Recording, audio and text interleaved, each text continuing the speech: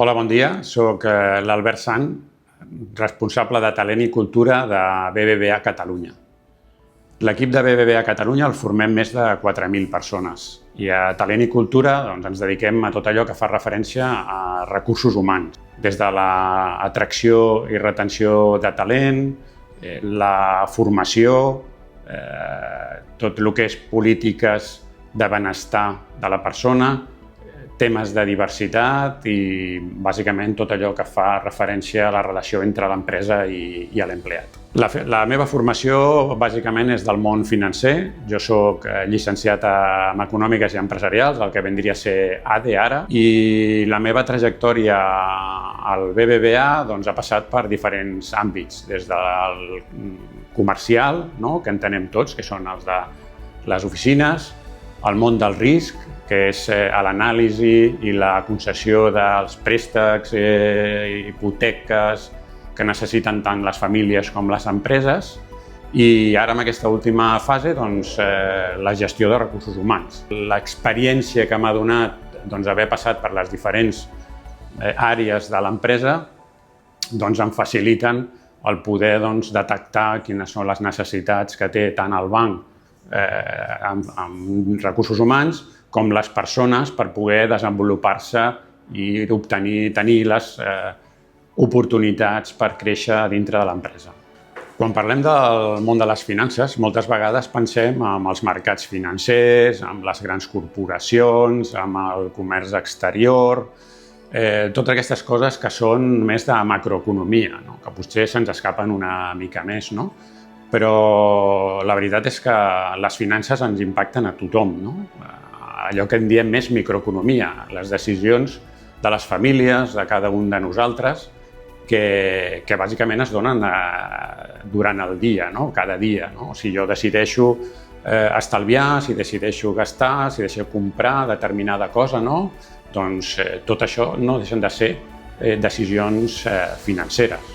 I ara us proposem un repte. Imagineu-vos que l'any que ve heu d'anar a estudiar a fora de casa vostra.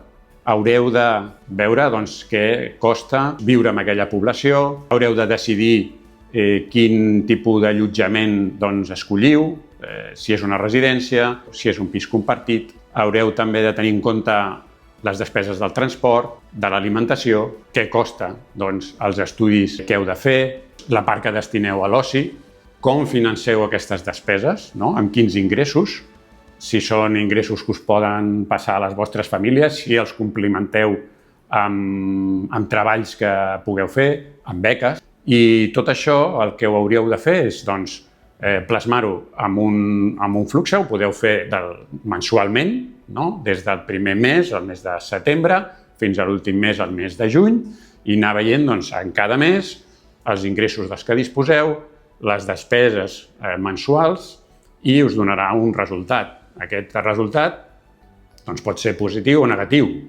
Si és positiu, és que teniu uns diners que us han sobrat d'aquell mes per imprevistos, per exemple, o per tenir més diners per fer oci, o si aquell mes us dona negatiu, voldrà dir que heu de retallar les despeses o haureu de tenir més ingressos, perquè si no aquí no tindreu suficient. Doncs tindreu una fotografia de tot el que necessiteu amb aquests conceptes. Ingressos, per un cantó, despeses, que en tindreu de fixes que seran sí o sí, de variables que pot ser que es donguin o que no es donguin o que es donguin d'una quantitat o d'una altra, i llavors tindreu el resultat, que serà estalvi o necessitat de diners addicionals. Amb l'elaboració d'aquest pressupost, que ha de ser el més realista possible, us donareu compte del cost de la vida. També podreu veure quin és l'impacte de les decisions econòmiques en els vostres projectes i com d'important és l'educació financera en el vostre dia a dia. Espero que el repte us hagi agradat i us motivi, i em quedo amb ganes de veure els vostres pressupostos i les conclusions a les que arribeu. Ens veiem en el Dia de la Ciència a les escoles. Que vagi molt bé!